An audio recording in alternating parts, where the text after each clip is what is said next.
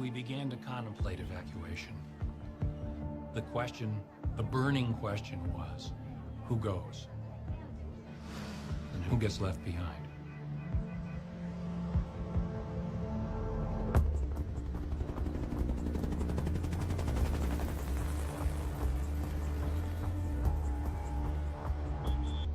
I saluted in uniform as a captain of the United States Army. The guard waved me through, and I drove straight out to the flight line to an aircraft that was awaiting. One Vietnamese colonel who was putting his family on the plane, he had wanted to stay in Vietnam to defend the country. And this full colonel had like 8 kids and a wife. And he was in tears, the family. The family were in tears. And I said to him, get on the plane. Just go. Go. It was a terrible, terrible, terrible moral dilemma for everybody.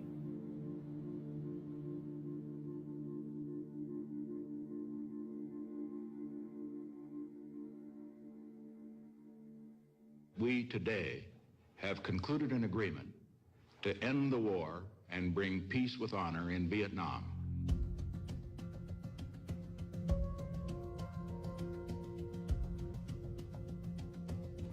We have adopted a plan for the complete withdrawal of all U.S. combat ground forces. We are finally bringing American men home. We who made the agreement thought that it would be the beginning not of peace in the American sense, but the beginning of a period of coexistence, which might evolve, as it did in Korea, into 2 states. Reconciliation between North and South Vietnam, we knew would be extremely difficult. But I was hopeful. Because of the Paris Agreement, American soldiers were going home. But I was on my way back to Vietnam. I was assigned to Saigon in the first week of August 1973, so about 6 months after the ceasefire.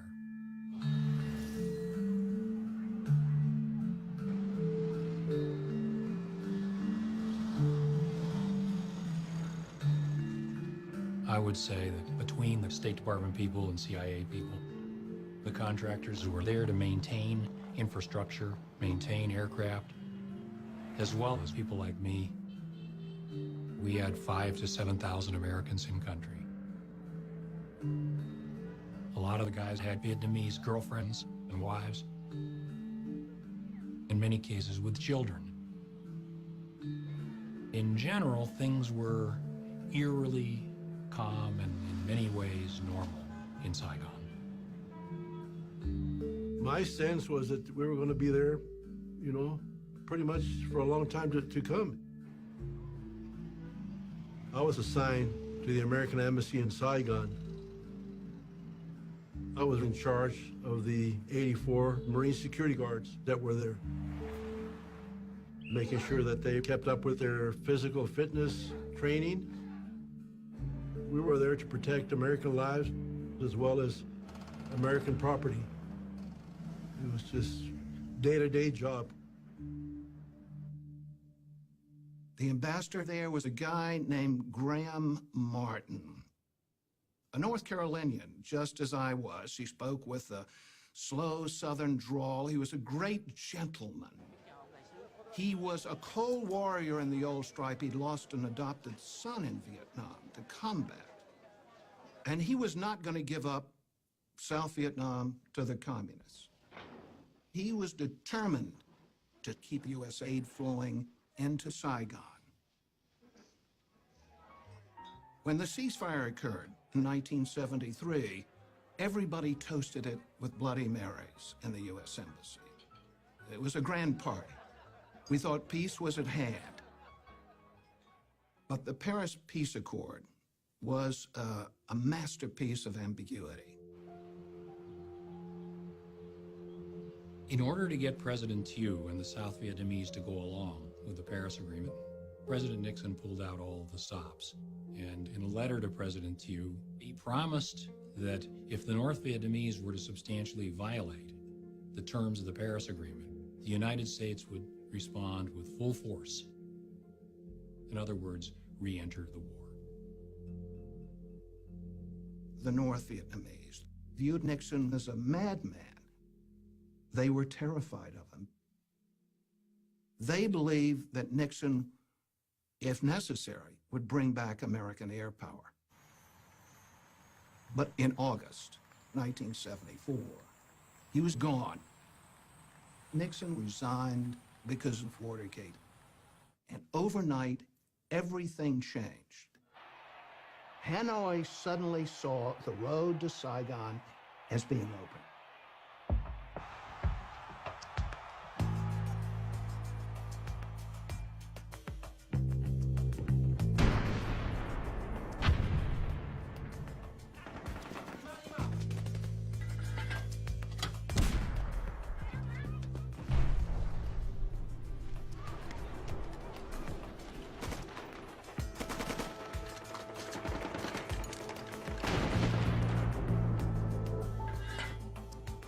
The South Vietnamese population had ample reason to fear the Vietnamese communists.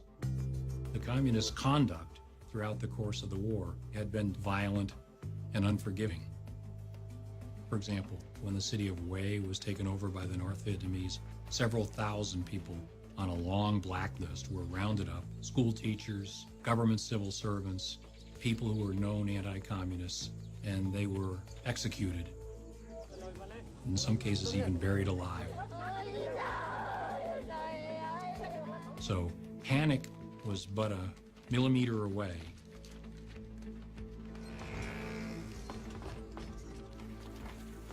Hundreds of thousands of refugees are in a blind rush to flee even further from the rapidly advancing communists. Bruce Dunning reports. President Thieu broadcast a strong appeal to the soldiers and the people of Da Nang, urging them to stay and fight. Và ngay cả vị tướng chỉ huy đó cũng không biết rõ ý định của ông Tổng thống Thiệu ra làm sao nữa. Và ngày hôm nay thì tin được lệnh là phải giữ Đà Nẵng. Ngày mai đã nhận được lệnh rằng bỏ. As the enemy approaches, the panic has swept from the coastal city's crowded back streets and pagodas onto runways at the airport. Our plane is surrounded here. I don't know how the hell we're going to get out. We're racing down the runway, leaving behind hundreds and thousands of people. Another dozen are there running along, grabbing at the air stair. We're pulling them on as fast as we can. There's a sea of humanity jamming on. Impossible to stop the crowd. We're pulling away. We're leaving them behind. We're pulling up with the people are falling off the air stairs. The plane is taking off. It was every man for himself. So you saw the World Airways flight being mobbed by South Vietnamese soldiers. You saw ships with thousands of refugees, including lots of soldiers. You saw out-of-control panic. Basically, any boats, trucks, airplanes, or anything going south were besieged by people wanting to get on board.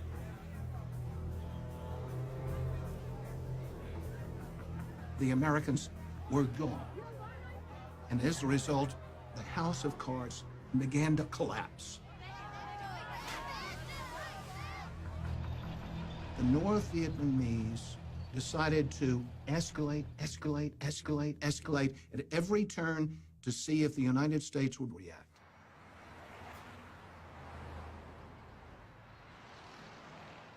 In April of '75, I was with President Gerald Ford, and we were flying across the country on Air Force One when one of the airplane's crew comes and hands me a note, and it says, "Da Nang has fallen." Ford was bombarded by questions from the press after he got off Air Force One. Around 150 to 175,000 well-trained North Vietnamese regular forces in violation of the Paris Peace Accords moved into South Vietnam. We have objected to that violation. It's a tragedy unbelievable in its ramifications. We are now in a crisis. We had a wave of humanity, 500,000 refugees rolling south towards Saigon. And 160,000 North Vietnamese troops moving right behind them.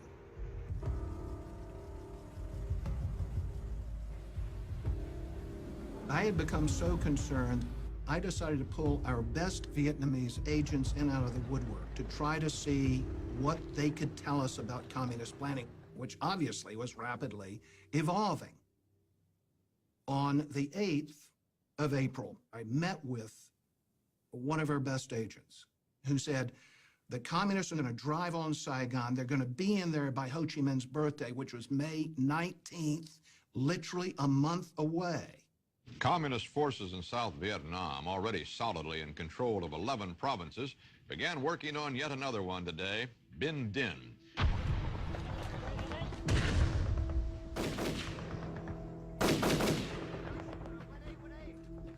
Ở phía hải quân chúng tôi thì cũng không ai dám nói một lời nào về một cái chương trình gì xa xôi nữa, mà chỉ cố gắng bằng mọi sức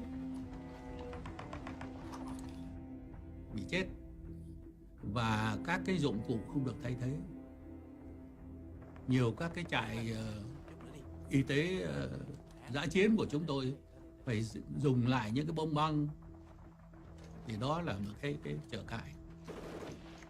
Đánh tới đâu? Còn đánh được không? Hoặc là còn sức đánh không?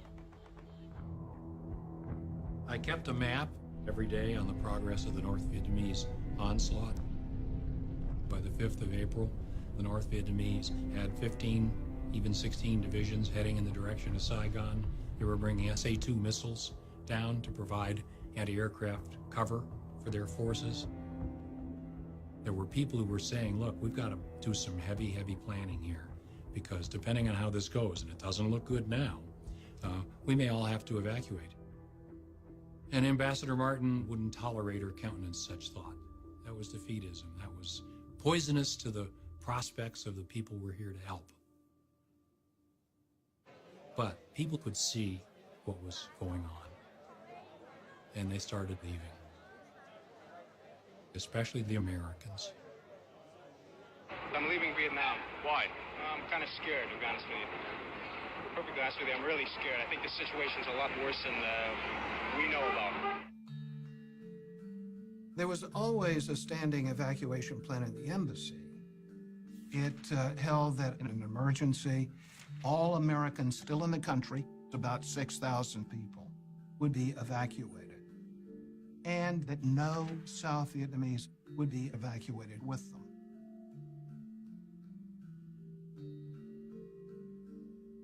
I was a student. The school is not closing, but it seemed like nobody interested in school anymore. You can't stay here. You can't live with the communists. Especially if you have a connection with the Americans, then you really got to get out.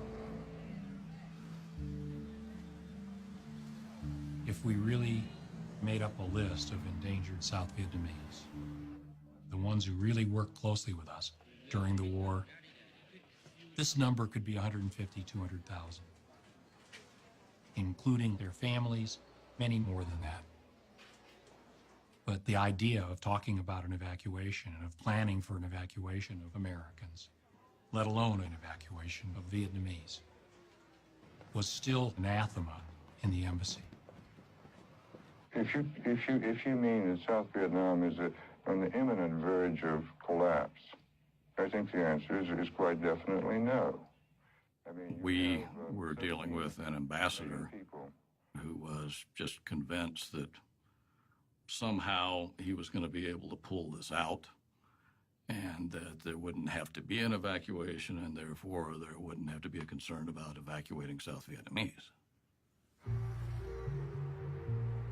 The situation in South Vietnam has reached a critical phase, requiring immediate and positive decisions by this government.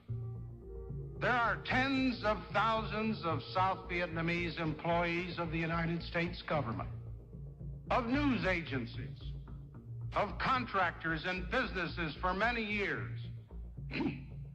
whose lives, with their dependents, are in very grave peril.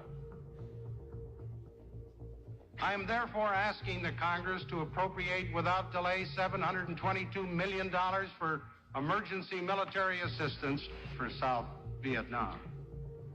If the very worst were to happen, at least allow the orderly evacuation of Americans and endangered South Vietnamese to places of safety. There was no way in 1975 that the Congress was going to vote any money to go to the aid of South Vietnam. We had pulled out our troops in 1973, and public opinion at that point shifted. The people of the United States, having seen Watergate, having seen the deception of the generals, weren't about to give any help in Southeast Asia. And, you know, Kissinger knew this. We knew we were not going to get the 722 million. By that time, it made no big difference. But President Ford said he owed it to Vietnam to make a request. We've sent, so to speak, battleship after battleship, and bomber after bomber, and 500,000 and more men, and billions and billions of dollars. If billions and billions didn't do at a time when we had all our men there, how can 722 million save the day? This is the way my map looked mid-April. The North Vietnamese just rolled down the coast. Saigon was clearly threatened. The situation was urgent. Urgent understates it. At this time, Ambassador Martin had been back in Washington, trying to persuade Congress to vote additional aid. He has no statement today. He came back to Saigon, and my boss, the CIA station chief, said, "Go down and tell the old man what's happening." I went in and I said, "Mr. Ambassador, half of the South Vietnamese army has disintegrated. We're in grave trouble.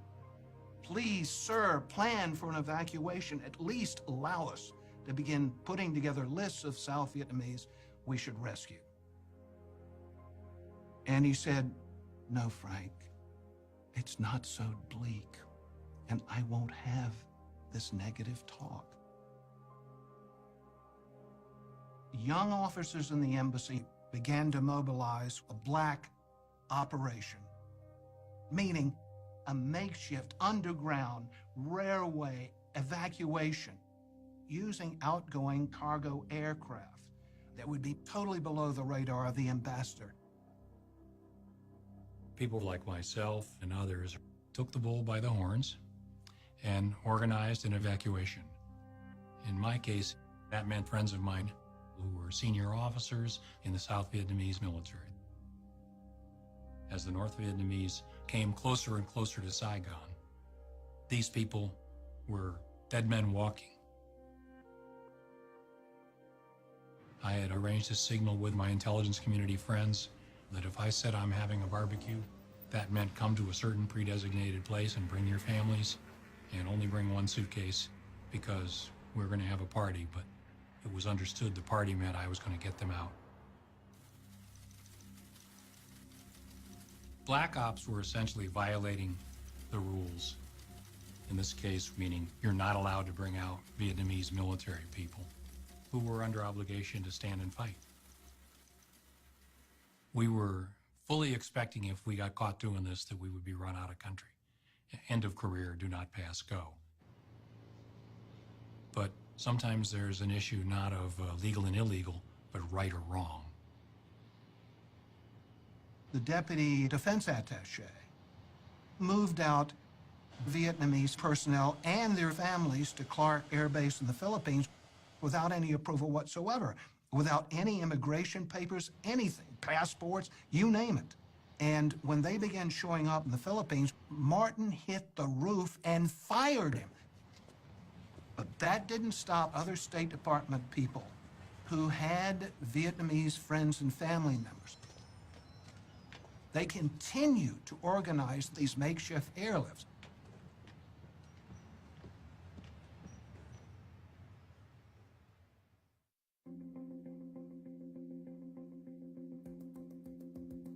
That April, I was in Can Tho, which was about 100 miles from Saigon, and we were getting reports of this town falling and that province falling and so on.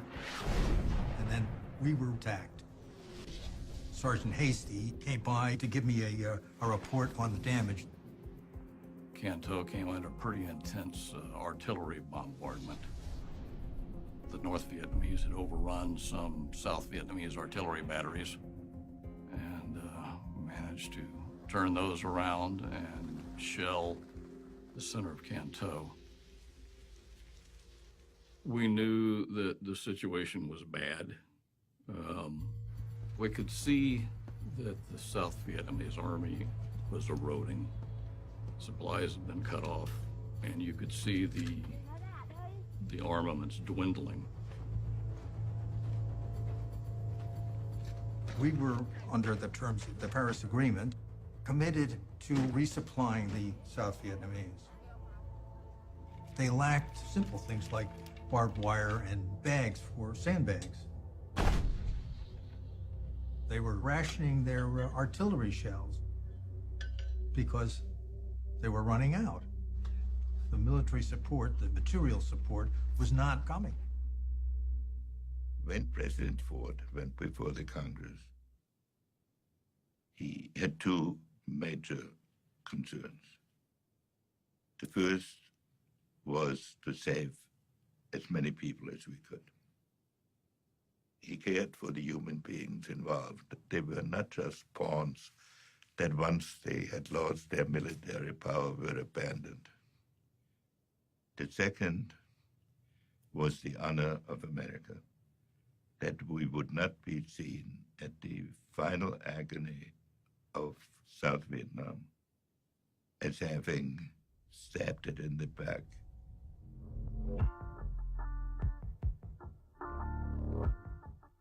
Congress wouldn't pass it. They said no more, no more troops, no more money, no more aid to the Vietnamese. Well, I had to go into President Ford's office to tell him.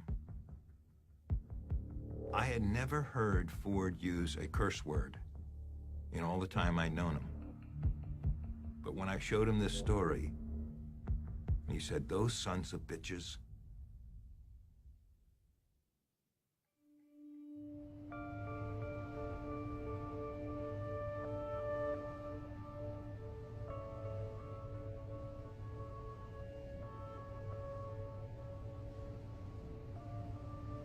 I think there were a total of 50 ships that were there. I mean, it wasn't just us, it was a whole bunch of ships.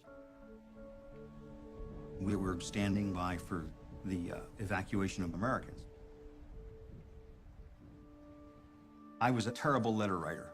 I would write one letter for my wife's 10 letters, and she didn't like that. So she said, "We're going to exchange tapes." So I would run into my stateroom, turn the tape recorder on for a couple minutes, and tell her what's happening. I really don't know where to start. It's been such an unusual couple days for us. We went with the rest of this huge task force of ours up to about, 20 miles off the coast, basically east of Saigon. As most Navy operations are, it was very carefully planned. We planned on the death. The chain of command for, as I understood it as a captain of the United States Marine Corps, and I think I got it right, is for any evacuation, that decision is the ambassador's decision. Graham Martin is the responsible guy. But the military is responsible for giving him all kinds of plans. And this is how we got into the four options. The first option was you would take commercial ships right up the Saigon River to a couple blocks from the embassy. You would load whoever you wanted to bring out on these ships, and you'd be done with it. The second option was, United and Continental and Flying Tiger Airlines were still using Tan Son Nhut Air Force Base at the time, and you could have brought anybody you wanted out by commercial aviation. The third option was military fixed-wing aviation. The C-5As, the C-141s, which carry a lot of people. You could have brought them out of Tan Son Nhut on those. The very last option was helicopters off the carriers in the Tan Son Nhut Air Force Base. We had 75 Marine Corps helicopters out there. The helicopter option, that was absolutely the last resort. They don't go very fast, they don't carry that many people. That was if everything else failed.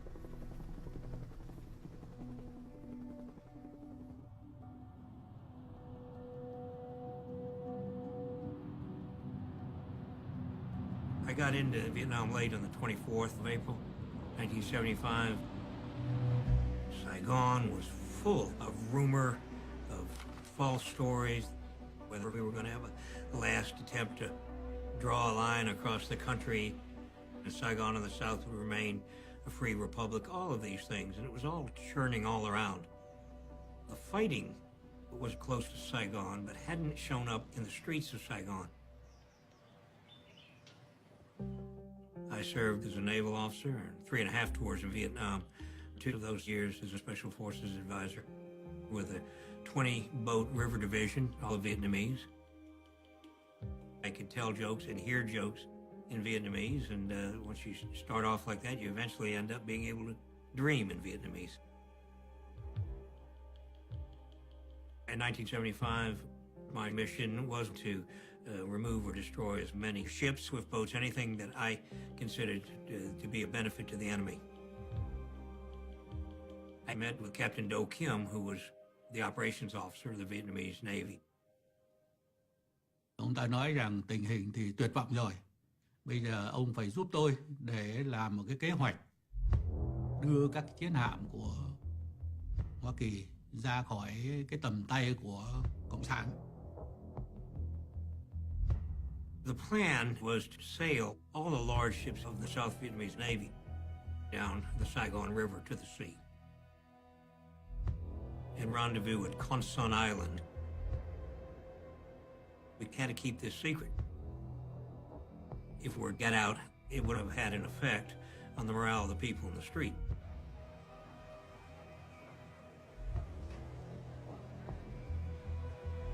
We knew that there were roughly 5,000 Americans still in the country. Many of them had Vietnamese wives, mistresses, whatever, just hadn't left. And they were based by the ambassador.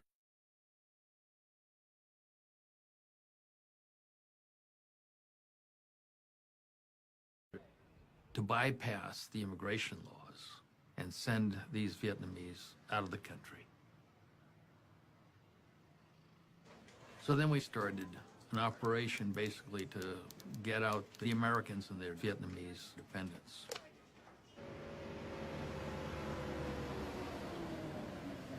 It was not an official evacuation.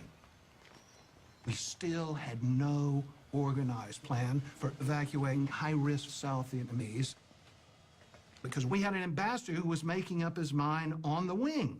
The president also asked Congress for authorization to use American troops here to evacuate Americans and Vietnamese who work for Americans. If it were necessary. You have plans for that?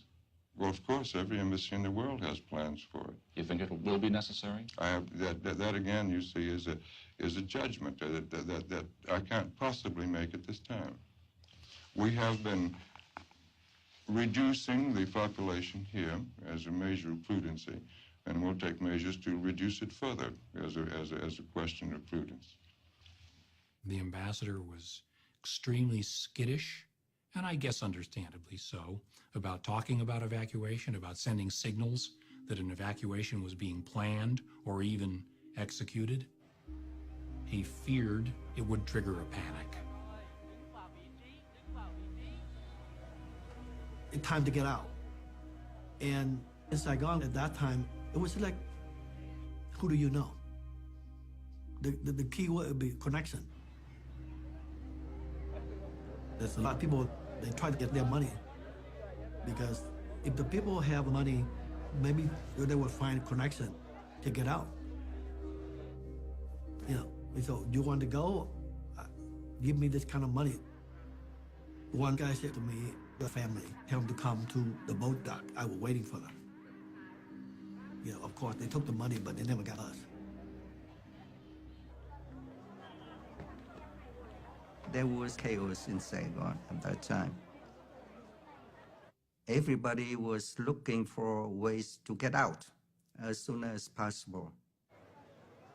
Of course, the Americans we worked with had a plan in place for us. They told us to get to the meeting place,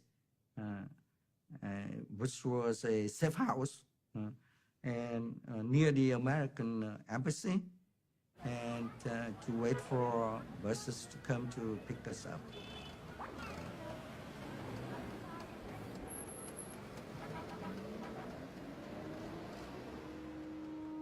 If we were going to get people out, we were going to have to make it happen and deliver the Vietnamese to the big airplanes in some form or fashion.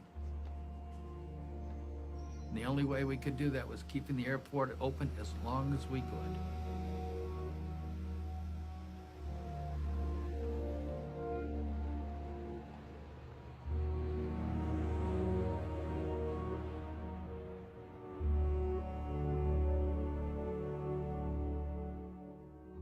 Ambassador Martin still hoped that somehow this thing would not end with the North Vietnamese humiliating the United States by attacking Saigon. But it seemed like the North Vietnamese had other ideas.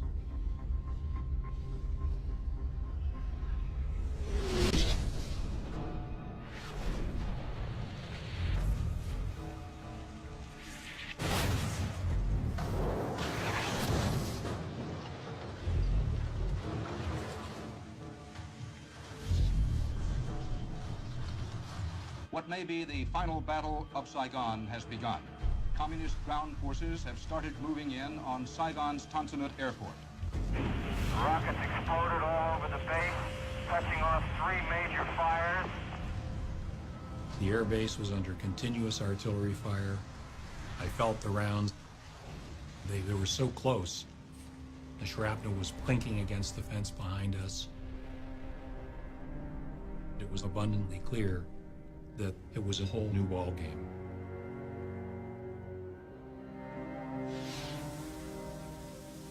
We never expected any trouble out there. And then, of course, fear a little bit set in because now we knew that it really meant business, you know. Were they going to continue shelling Tan Son Nhut? They're giving us a warning, you know. Get out. As the sun came up, General Smith, who was our defense attaché out at Tan Son Nhut, contacted the ambassador and said, the plan to use the fixed wing to get a few thousand people out today isn't going to work. And we need to consider that this is it. Option 4, a heavy lift helicopter evacuation.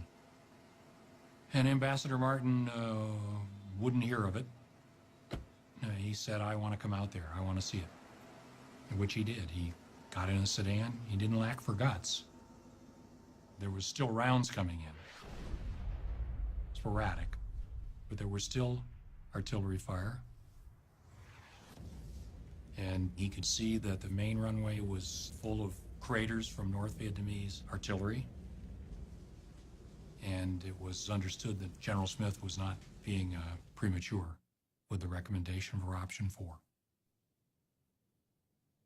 Ambassador Martin's concern very clearly, up to now, was that once we started an official evacuation, it's pretty obvious that the game is over. You got to remember, this is an ambassador who had lost his only son in combat in Vietnam. One becomes pretty invested in that country. He had been holding out hope that some kind of third-party solution could be worked out so that South Vietnam could continue with some form of independence or autonomy. And he was being encouraged to think that this might be possible. But the morning of the 29th, he came to accept the fact that that wasn't going to happen. And I picked up the phone and told Secretary Kissinger to inform the President that I had decided that we would have to go to option 4. When I tell President Ford the airport is being shelled, and I say it's now time to pull the plug, he keeps coming back time and again. You really think we have to do it? That's how heartbreaking it was for him. He finally, reluctantly, gave the go-ahead for the final evacuation. This is the American Forces Vietnam Network. The prearranged signal for the evacuation was broadcast on American radio in Saigon. The message was the temperature is 105 and rising, and then Bing Crosby's White Christmas. And sure enough, about 10 o'clock in the morning, I believe, on the 29th, there was Bing Crosby on the airwaves.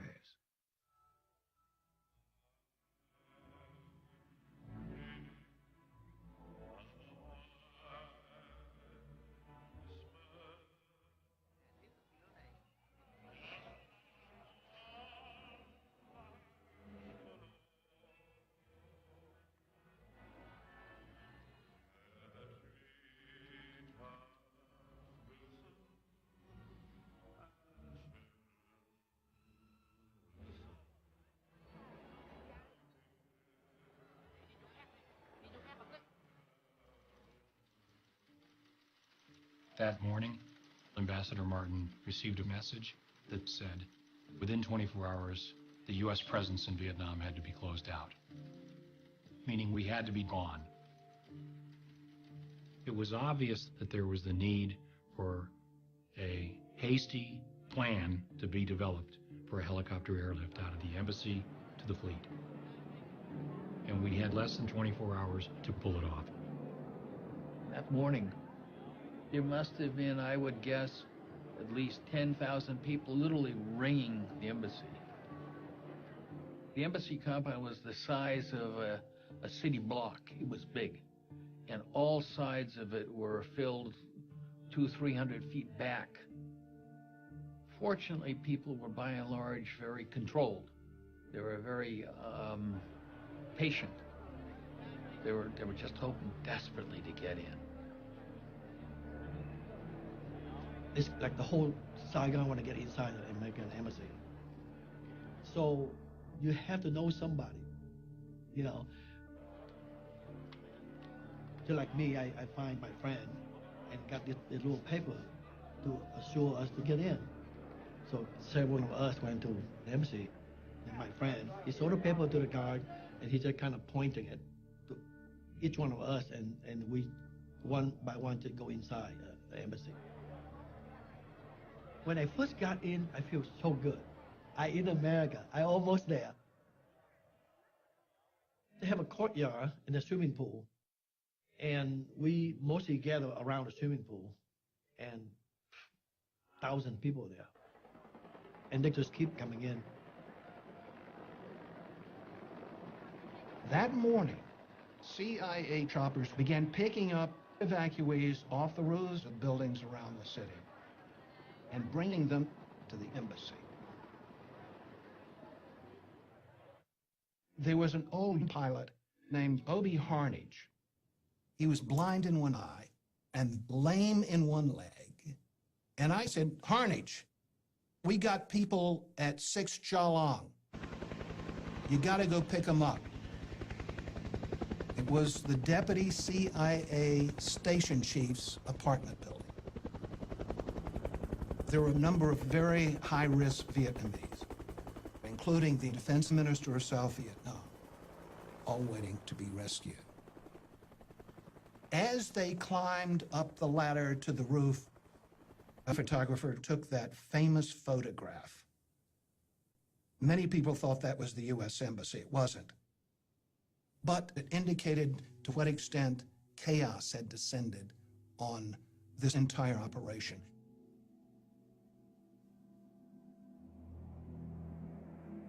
Inside the embassy, everywhere we looked, was teeming with Vietnamese.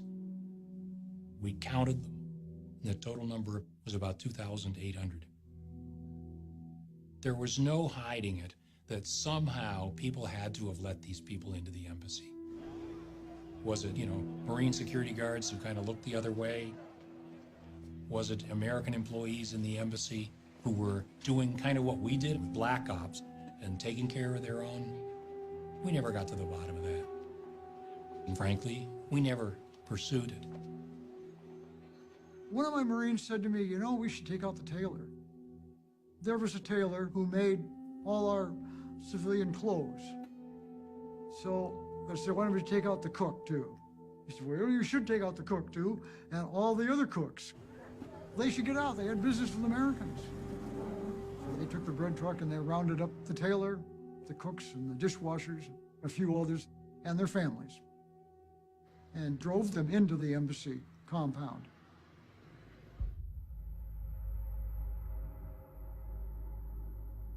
There was in the parking lot of the embassy a great tamarind tree, which the ambassador had often referred to as steadfast as the American commitment in Vietnam. The CIA station chief that last morning said, Mr. Ambassador, we have to cut this tree down. You could not land any large helicopters on the parking lot unless the tree and all the shrubbery was all gone. The ambassador had resisted us cutting that tree because he did not want anybody to be alerted that we were doing any sort of evacuation or we're going to do any sort of evacuation. He was upset, but finally he succumbed, to just common sense and gave up his, I guess you could call it a dream. And we cut it down.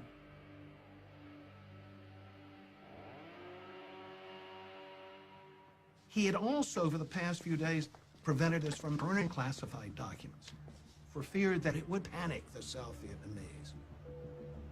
So that morning of the 29th, we had thousands of pages of classified documents we had failed to destroy beforehand. Our next job was just looking at that classified document idea and getting rid of that. So we went to every office and told them to start pulling stuff, and piles of paper began coming out. And we began shredding.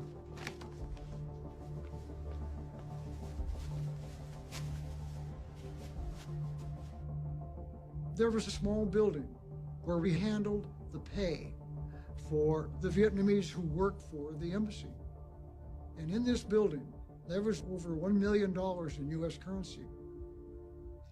So we had to send a message to the Navy, who sent it to the Treasury Department, who came back and said, destroy it. So I assigned a few Marines to get rid of the money. And I said, oh, by the way, we're going to lock you in there. It took them 8 hours to burn $1 million. That morning, fear and desperation were the order of the day. But I had a job to do. It was an important job to do, I thought, to deny the enemy the South Vietnamese naval ships. Thì ông nói rằng, Đại tá Kiểm, chậm lắm rồi, ông phải ra đi ngay. Thì lúc đó cái kế hoạch của chúng tôi là thứ nhất là bỏ hết tất cả các sự sửa chữa thông thường và chỉ chú trọng vào các cái bộ phận chính của một chiếc tàu, tức là máy chánh Nếu mà một máy cũng tính là chạy được, thay vì hai máy, nhưng mà một máy chạy được cũng được, một máy điện cũng chạy. We had expected, frankly, a longer time period to get ready. We had been told by people in our intelligence community that we might have as long as the 4th of May. But the North Vietnamese were closing in quite tightly, and clearly it was time to send the signal to leave. Thì chúng tôi có chừng khoảng 32 chiến hạm lớn, có 30 chiến hạm lớn có thể đi được. Cũng tính với lại ông Armitage rằng tôi sẽ cố gắng cho thủy thủ đoàn ra đi càng đông càng tốt. Thì tôi nói thủy thủ đoàn chắc chắn để đi, nhưng mà còn gia đình của họ sẽ không đi nếu không có gia đình họ đi theo. I knew this, but I didn't know how many civilians were going to be on board. I had no idea. Nó quá cái nhiệm vụ của tôi. Trên tôi còn có những người cao cấp hơn tôi. Tại sao họ không làm? Anh em mình cứ thấy rằng đó là cái nhiệm vụ của mình thì là làm. Và khi đã làm đó thì phải làm cho chót. Thì trong khi cái sự mà tính rằng làm cho chót đó đôi khi vượt quá cả cái nhiệm vụ của mình, nhưng vẫn làm vì cái đó là lẽ phải.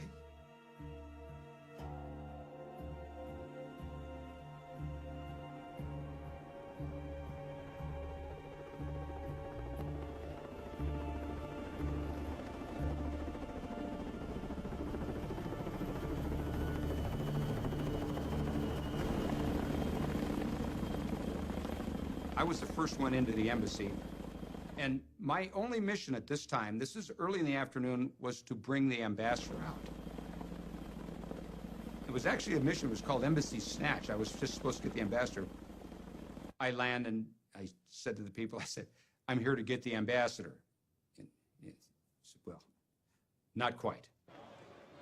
The ambassador refused to leave until he could get as many Vietnamese on as many choppers as possible. The evacuation of Vietnamese happened because Graham Martin wanted it to happen.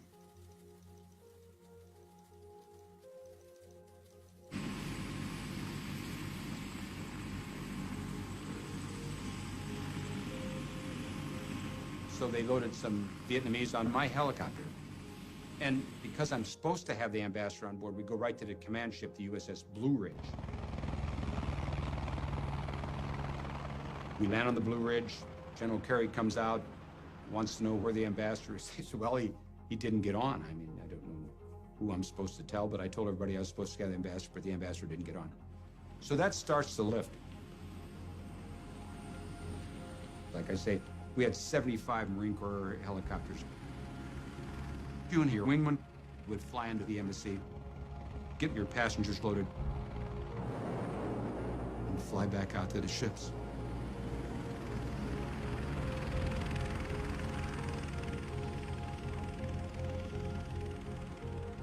It was a little over an hour back and forth.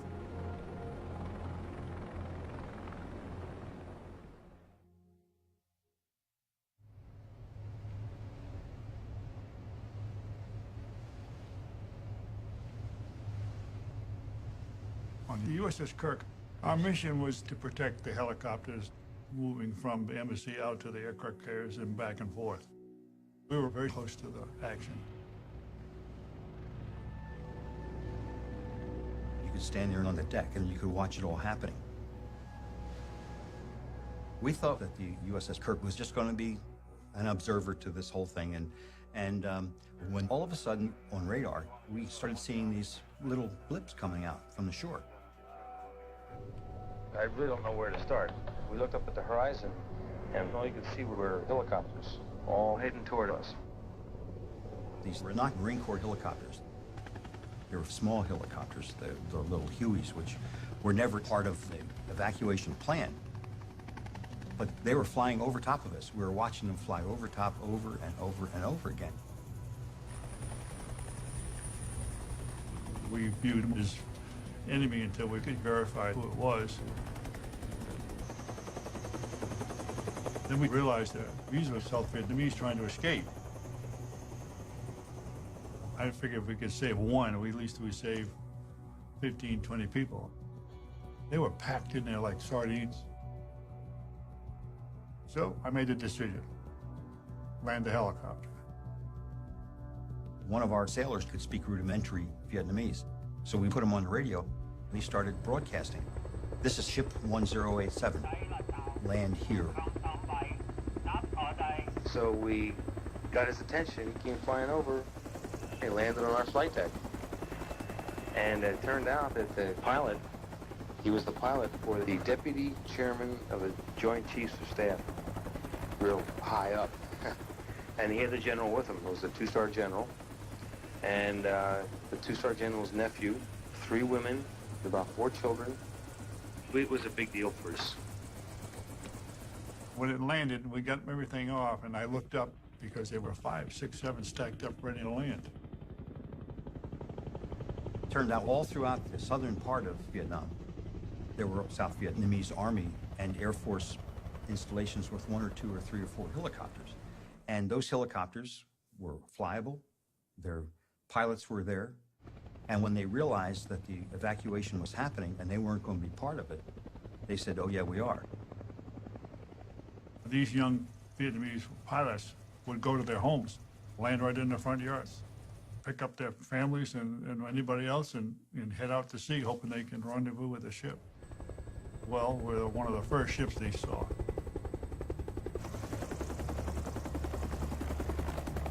Our flight deck will only take 1 helicopter at a time landing. There are no wheels on them, you just have skids. We couldn't think of what else to do, and these other planes were looking for a place to land, so we just physically pushed them. Of course, this was a big old helicopter, thousands of pounds, so we had to figure out how to get it 15 feet over to the edge of the flight deck. You don't have time to think about what you did, you just had to do it. So we opened up our flight deck, and they began to land, one right after the other. Some of them were shot at, holes in them. Most of the Vietnamese who came out, I'm talking about the flight crews, they were heavily armed, all with sidearms, some with M16 rifles. They had no idea what was going to happen, so they came out ready for anything, really. So we had to disarm them.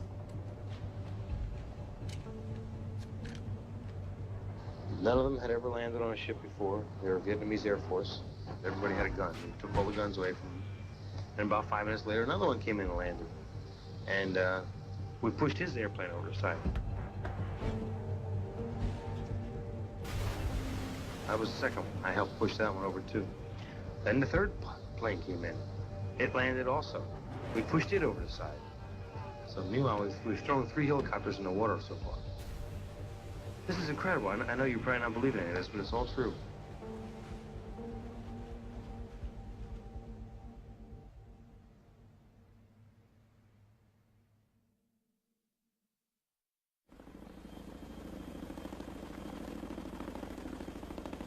By late afternoon, the chopper flow at the embassy really started.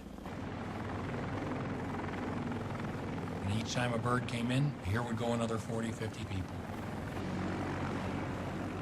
But did the right mix of people get out? You know, who says that these were the people who either deserved or should have gone out? At the embassy, a lot of the people who got out happened to be good wall jumpers. The choppers started coming in at 10-minute intervals. One would land on the roof, and one would land on the parking lot. They would put all the Vietnamese in groups, they would search them, and if they had any weapons, all these weapons were thrown into the swimming pool. And as soon as the chopper would land, they would be brought into the restricted area, where a couple of the Marines would escort them into the aircraft. Then the race would ramp up and take off.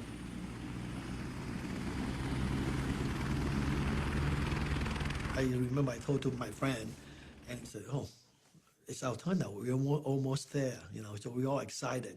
And I remember very distinctively that every time a helicopter coming down, it just blew us away. We had to kind of duck down to fight with the wind of the chopper.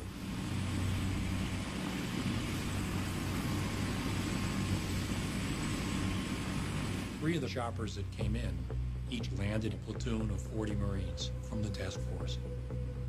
They had to be brought in because we didn't have enough Marines in the embassy security guard to secure the walls.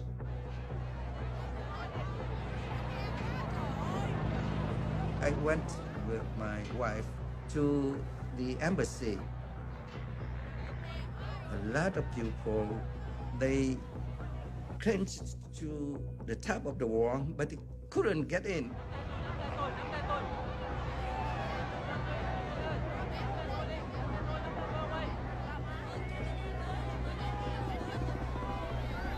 Each gate was besieged like that, although the side gate was the principal place where they came. People holding letters saying, you know, I work for the Americans, please let me in. Journalists were arriving and counting on being recognized to be let in by the Marines.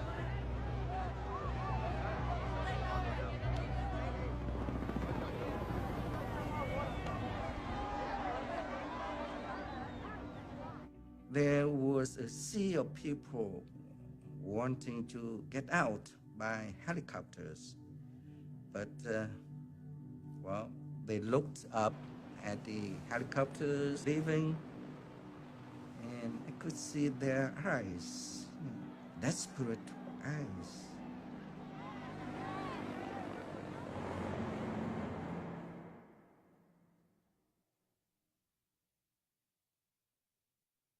My dad flew a Chinook helicopter in the South Vietnamese Air Force. He had been waiting for orders, but his captain had, basically just left. So he and some other pilots picked out the best Chinooks and took off.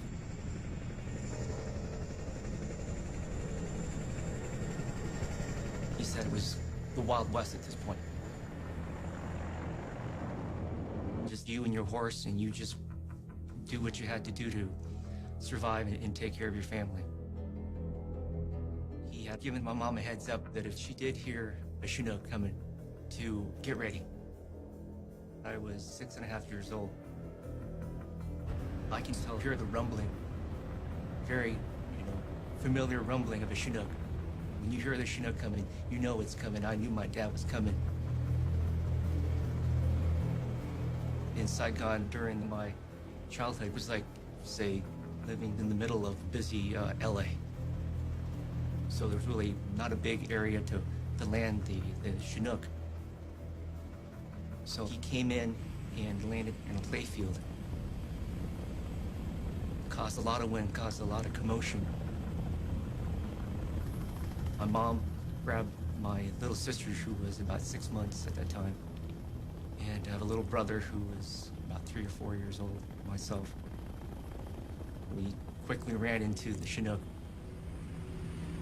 and we all flew off out into the Pacific Ocean.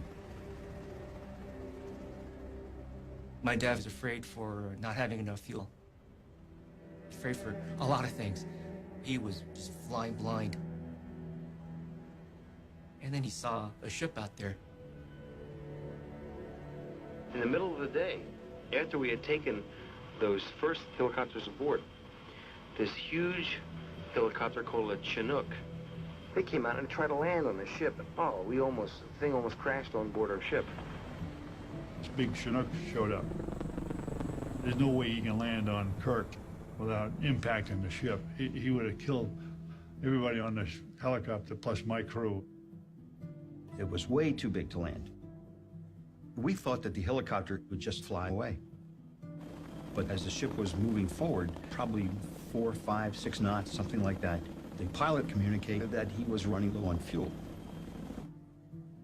He opened up the port side of the helicopter and he hovered across the stern of Kirk. Then all of a sudden, here comes a human. One by one, we jump out. I jumped out, my brother jumped out. My mom was holding my sister, obviously very scared. And she just, just trustingly, just with one hand, with her right hand, holding on with her left to brace herself, just dropped my baby sister. One fellow standing there, and he said he looked up and he saw this big bundle of stuff come flying out, and it was a baby. It was the 1-year-old baby. And then the mother jumped out, and he caught her too. Then the pilot flew out on our starboard right side. He hovered with his wheels in and out of the water. He hovered there for like 10 minutes, and we couldn't figure out what he was doing. It turned out what he was doing was taking his flight suit off. Here's a man flying a twin-rotor helicopter by himself.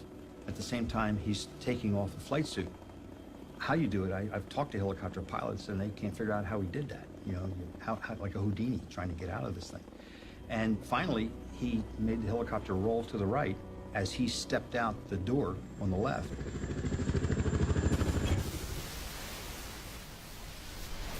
Just thunderous, loud noise. The shrapnel's just blowing up. Suddenly, just quiet. And he pops up, and he's alive. And he swam away. The helicopter was only about 20 feet from him when it hit the water. It was amazing. We went out, picked him up. He was no worse for the wear. He was a little bit wet. Only one unfortunate thing is he had some small bars of gold, which was all his worldly possessions, that were in his shirt pocket that sank. So he lost everything. He didn't own a thing but his underwear when he finally came aboard the ship. He was a tremendous pilot. The guy was just so cool and calm. We've so far taken a total of 17 helicopters. We ended up with 157 people aboard the ship.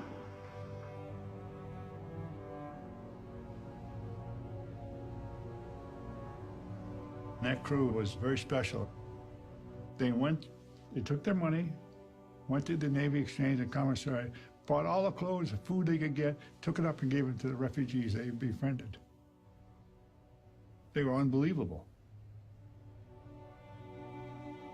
We laid mats and all kinds of blankets and stuff out on the deck for their babies, and there were infants and children and women, and it was a scene I'll never forget. We were happy. My mom was just, wow. Symbolically, it was like, the first step onto not American soil, but American freedom.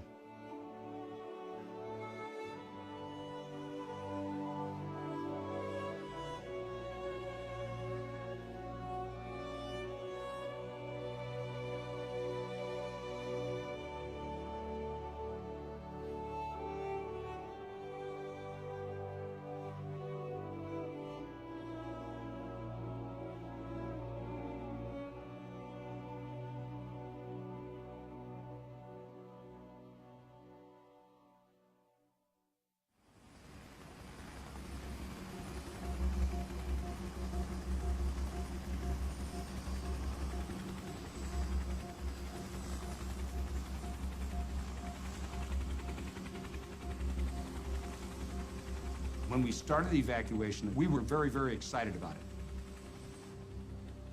Then your next emotion probably was just determined to get this job done and get these people out. And then later, as it went on, you became fatigued and frustrated that you could never make a dent in the amount of people that were coming out of the embassy. You'd ask questions like, was the crowd getting any smaller? When are we going to finish this, And they'd say, we're under orders from the ambassador. We're doing the best we can.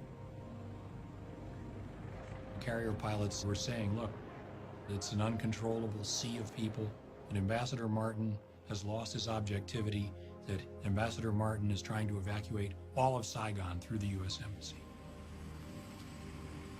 But he was doing his best under terrible circumstances. Ambassador Martin was dragging out the evacuation as long as he could to get as many South Vietnamese out as possible. Each helicopter took about 40 people.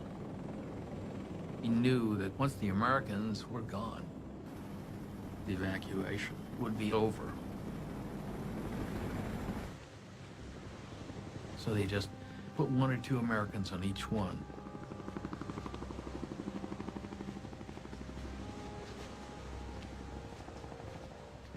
You're very tired, and you're not seeing an end of this thing. So I got the word out, you know, we could use some help out here. We only have 75 helicopters. And the word comes back, no, Marine pilots don't get tired.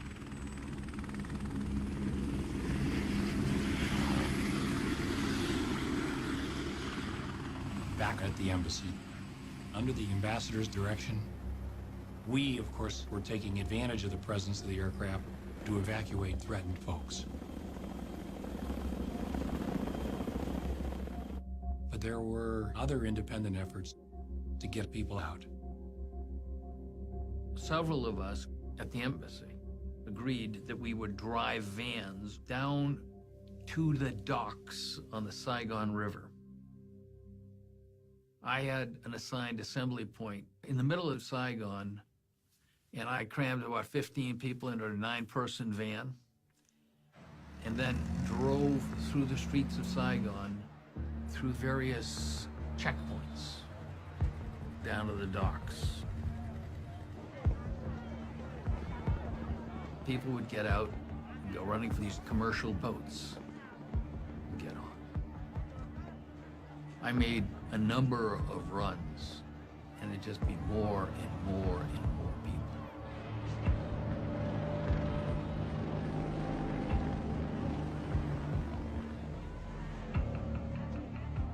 Finally, as the sun was going down, we were running out of light,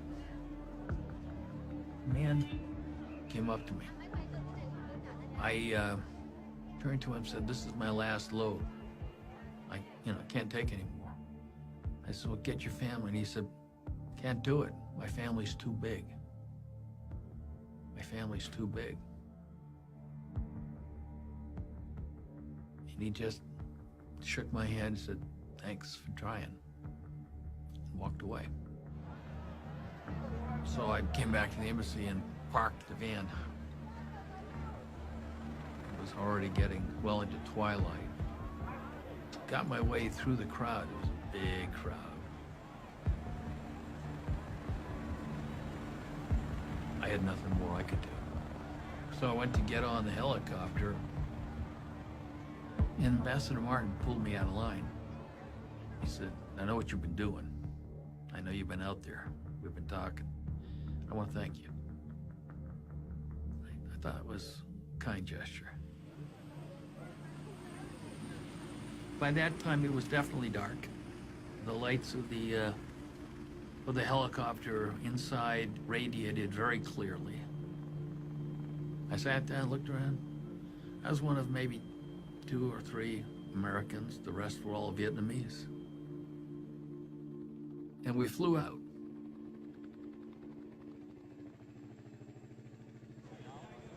It was very dark. I remember that. And people started to elbow each other, try to get in the front line. And that's when the Captain Hampton started speaking to us in Vietnamese. Không ai sẽ bị bỏ lại. Nobody is going to be left behind. Tôi ở đây, tôi không bao giờ bị bỏ lại.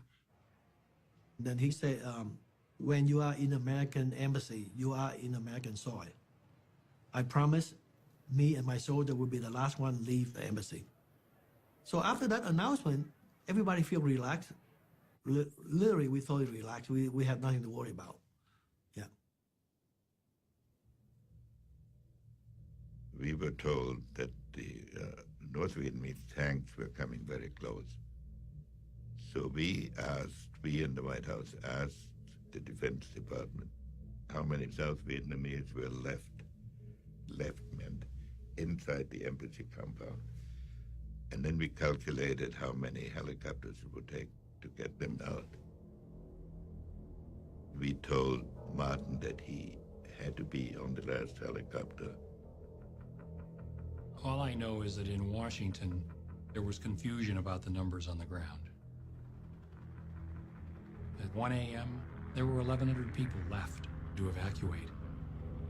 After we'd had a flurry of choppers and cleaned out more than half of them, and there were 420 people left, we received an order from Washington that the lift was over other than the extraction of the remaining Americans. About 4 in the morning, 4:30, I land on the USS Blue Ridge again. So General Kerry comes out and gives me an apple and a cup of coffee or something and says, "We're under orders from the president. You got to get the ambassador out." So we fly in. I land on the roof exactly at 4:50 in the morning. I said, "I'm not leaving until the ambassador's on board." One of the Marines lowered the flag, folded it up, and escorted the ambassador up to the landing zone up on top of the embassy, and he gave him the flag. And that was it. Major Keane came to Colonel Madison and said, "No more, only Americans from this point on."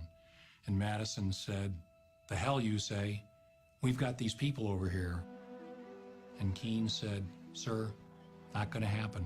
It's a presidential order." And Madison said, "I'll take this up with the ambassador." He was very hot under the collar. And Keane said, "You can't. That's him," and pointed to the CH-46 that was just flying away.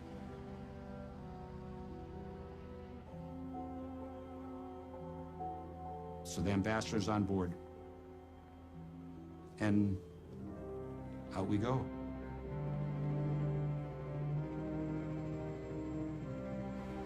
When we land on the Blue Ridge, 15 or 20, maybe 25 people get off with the ambassador, and that was the end of it.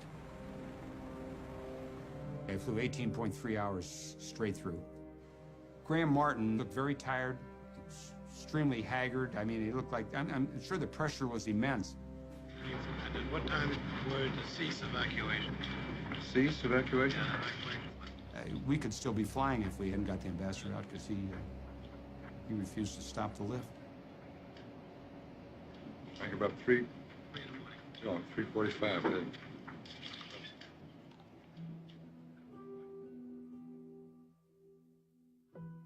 Colonel Madison says to me, "We're screwed. Stu, you stay down here in the parking lot and keep these 420 people warm," meaning if they see us all leave at the same time, they'll panic. "And then make your way to the roof.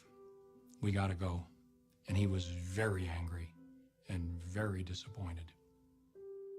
So they disappeared into the embassy, and I went to where the remaining Vietnamese were waiting and told them, "Thôi đừng có lo, không được lo. Trực thăng lớn sắp tới, big helicopters about to come." And waited a few minutes. Then I saw a chopper take off, and I thought, shit, was I supposed to be on that one? So I looked at the Vietnamese and I said, "Xin lỗi, nhưng mà mắt đái đi. I gotta take a leak." And I left into the shadows. I made my way around in a circuitous route and went into the embassy. I thought about how this really, really was wrong. I thought maybe I should just say I'm not leaving till they go, because I promised them. Then I said, "Don't be a fool. Maybe they've started shooting down helicopters for all you know. You're not going to get anybody else out. It's a presidential order. This decision has been made." So I got to the roof and a CH-46 alighted on the rooftop. Put its ramp down and we got on board. As it took off, the door was open. And down in the parking lot, I could see the group of 420 of them. They were right where we had left them marshaled on this little patch of grass. I felt absolutely awful. It was just so serious and deep a betrayal.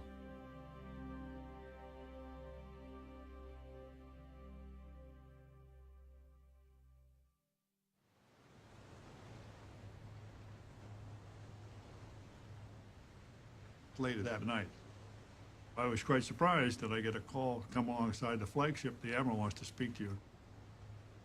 And my first reaction, as any CO, is, what did we do? Not realizing we had been picked for a special mission. We were supposed to pick up this person. He was 30 years old, came aboard, civilian clothes, and the captain was just told to take his direction from this guy. I went aboard the Kirk and met with Captain Paul Jacobs. And the first thing he said to me is, young man, I'm not accustomed to strange civilians coming aboard my ship armed in the middle of the night. I said, Captain, I assure you, neither am I. He smelled like a naval officer, you know. One officer can smell another one. So I looked him up in the Blue Book. He's a graduate of Naval Academy. So from that point on, we were fine. What do you want to do? And we worked together as a team.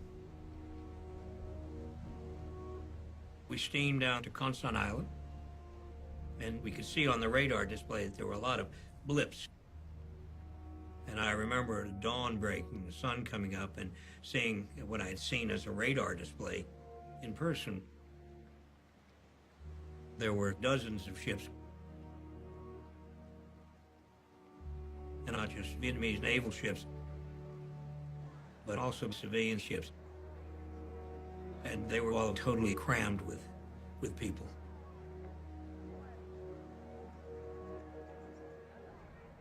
There are no words to describe what a ship looks like that holds 200 and has got 2,000 on it.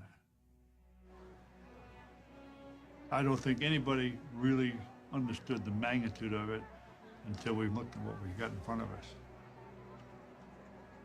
It looked like something out of Exodus. Our mission was to help the ships into international waters. But now they had all these people. My reaction is, how the hell are we going to do this? Most of the Vietnamese Navy ships were dead in the water. Some were anchored, some were just adrift. So we sent over our engineering technical people to see what we could do to help them and get them underway. We had worked a plan out to sail 2 ships to the Philippines. And the Kirk was going to escort them. But the fact that they're going to be crammed with an unknown number of civilians was somewhat problematic. The U.S. government already had a refugee problem with U.S. naval ships. This was another 30 or more thousand people to deal with. We were up all night talking about it. And I'm convinced if we sent them back, or took them back, they would have killed them all. And Armitage decided to bring them. He didn't get permission from Washington to do that. I thought it was a lot easier to beg forgiveness than to get permission. So the decision was made, and they all went with us.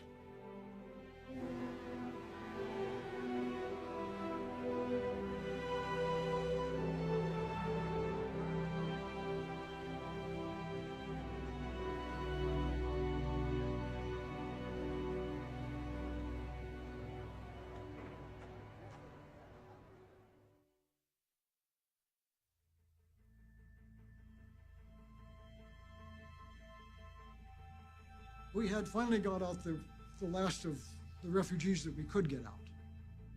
Now we had to evacuate the Marines. They were all inside the embassy building, except for us. I was still on the embassy grounds with 2 of my sergeants, and I said, "You two stay right with me. Don't leave my side." We slowly walked backwards to the embassy door, and a couple of Vietnamese came towards me. They said, "We have no more helicopters. That's it. I'm sorry. We cannot take you." And they began to argue with me. They spoke good English, too. "We can ride in your helicopter." I said, "I'm sorry. No more." So we spun around and slammed these huge doors, and we locked it from behind.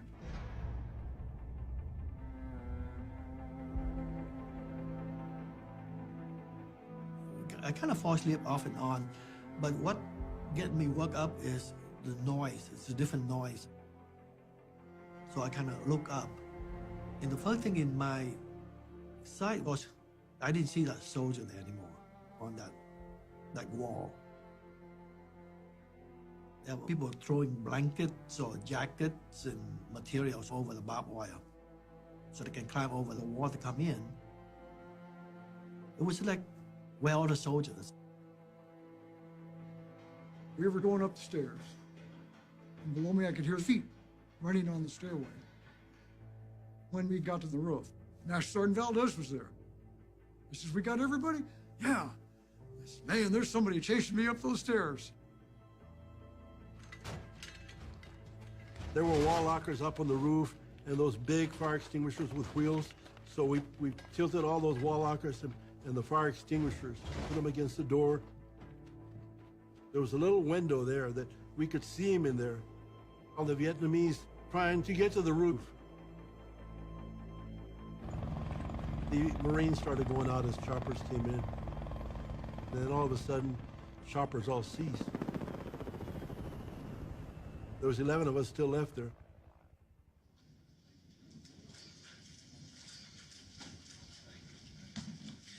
The briefing was delayed until the evacuation was completed, and the last helicopters are now in the air.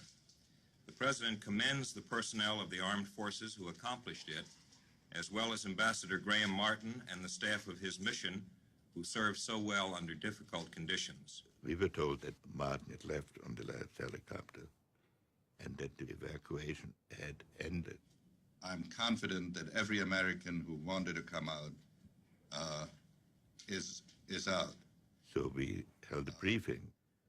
Well, it turned out not to be the last helicopter because there was another horrendous screw-up. There were no helicopters. You know, we were just kind of sitting down around, looking at each other, wondering, you know, what's going to happen here, you know, whether they truly had forgotten about us. So I got on my radio and I began saying, U.S. Navy, American Embassy, request extraction immediate. And I repeated this over and over and over. The only option we had was sit on the stupid roof, like a sitting duck. And I kept thinking, where are the North Vietnamese? About 7:45 in the morning, you can start seeing the North Vietnamese coming down the road. My thoughts were, what's to keep them from bombing the top of the embassy roof and blowing us off, you know? A tank is going to take one shot. If it hits the building, you're gone.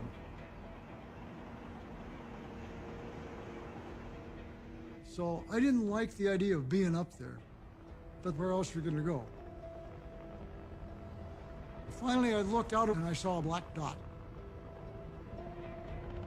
When that chopper landed, I told the Marines, go, get in.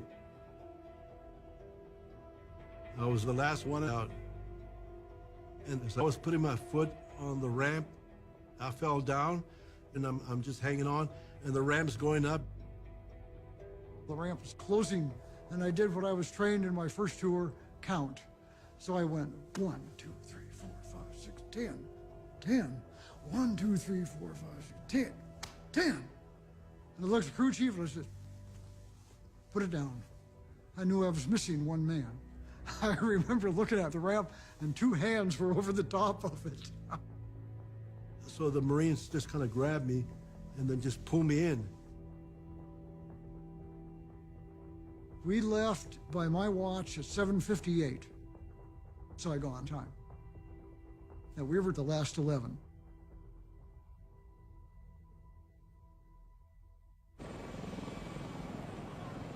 My cameraman Neil Davis and I decided to stay.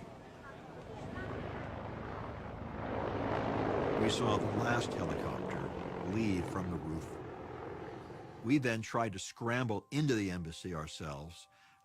Neil got to the roof, I did not, and he saw dozens of Vietnamese just sitting on the helicopter pad on the roof of the embassy, waiting, wanting to get out, and of course no more helicopters were going to come. I didn't join them. I actually scare. If the communists come in, the last thing we want them to see us is an American embassy. So we get out.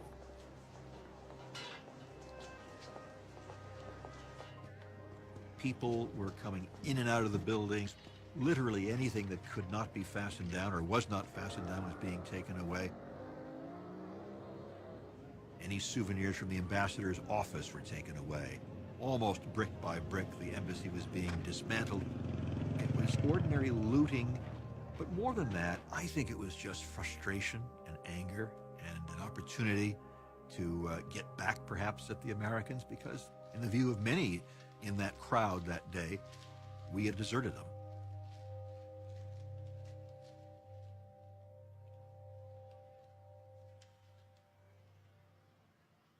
NBC News correspondent Jim Laurie is one of the few Americans still left in Saigon, in the city when President Duong Van Minh went on the radio and told the Viet Cong that his country would surrender unconditionally and that he had told its army to lay down its arms. Here from Saigon Radio Hookup is Laurie's report on the surrender. In the words of General Minh, we are here to hand over the power of government to you in order to avoid bloodshed. It is a unilateral ceasefire and an unconditional surrender. The 30-year war in South Vietnam is at last over.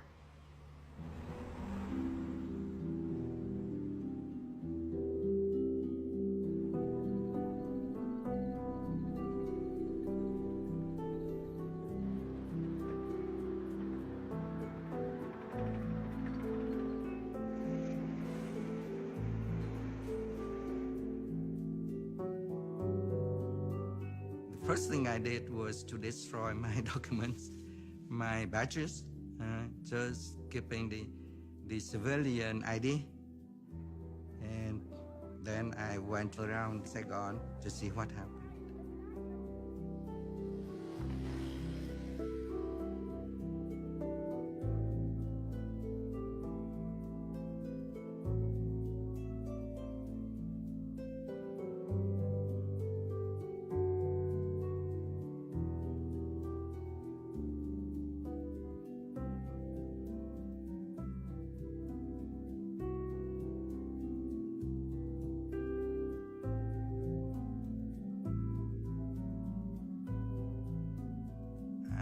Saw a lot of South Vietnamese soldiers in underwear.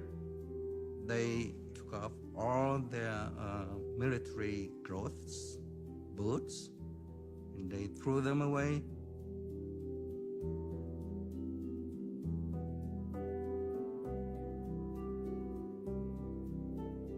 And I thought, well, what would happen to them? And to me, to myself.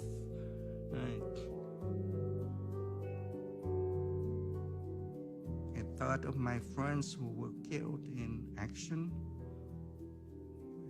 And I thought, well, is this what we fought for? Is this what the Americans came for? And I didn't have the answer.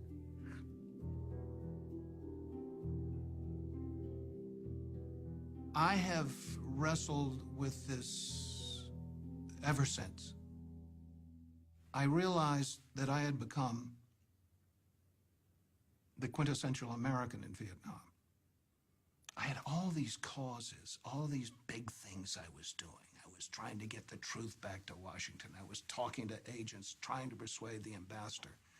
And I forgot that what was at stake were human lives.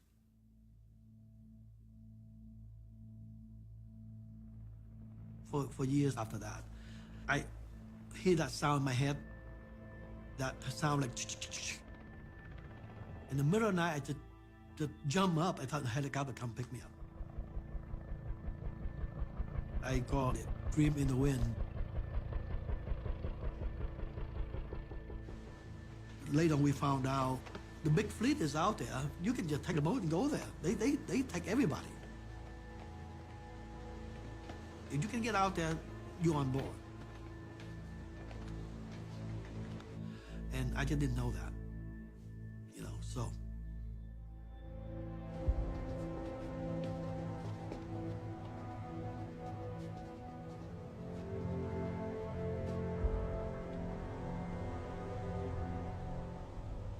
As we approached the Philippines with our refugees, there was a big problem.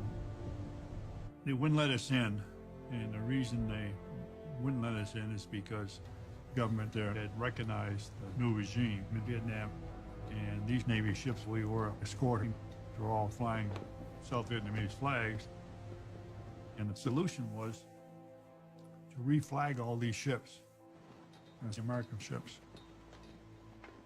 Thì chúng tôi có trình với lại ông đô đốc của cái đoàn tàu trên đệ thất hạm đội đó, thì chúng tôi có đề nghị làm một cuộc lễ hạ cờ của chúng tôi xuống và kéo cờ của Hoa Kỳ lên.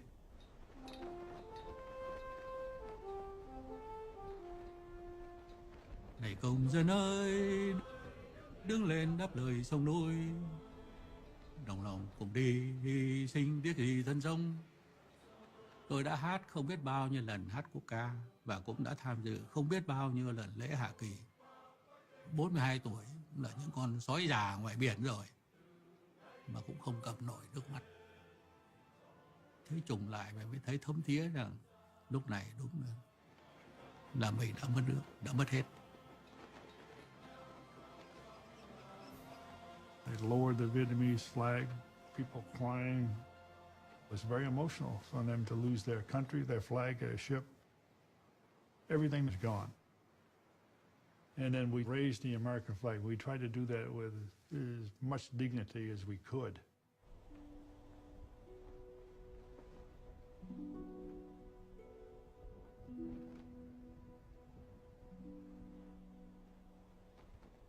There were thousands and thousands of Americans who served in Vietnam who were sitting at home heartbroken at watching this whole thing come to naught. The end of April of 1975 was the whole Vietnam involvement in a microcosm. Promises made in good faith, promises broken. People being hurt because we didn't get our act together. You know, the whole Vietnam War is a story that kind of sounds like that. But on the other hand, sometimes there are moments when good people have to rise to the occasion and do the things that need to be done. And in Saigon, there was no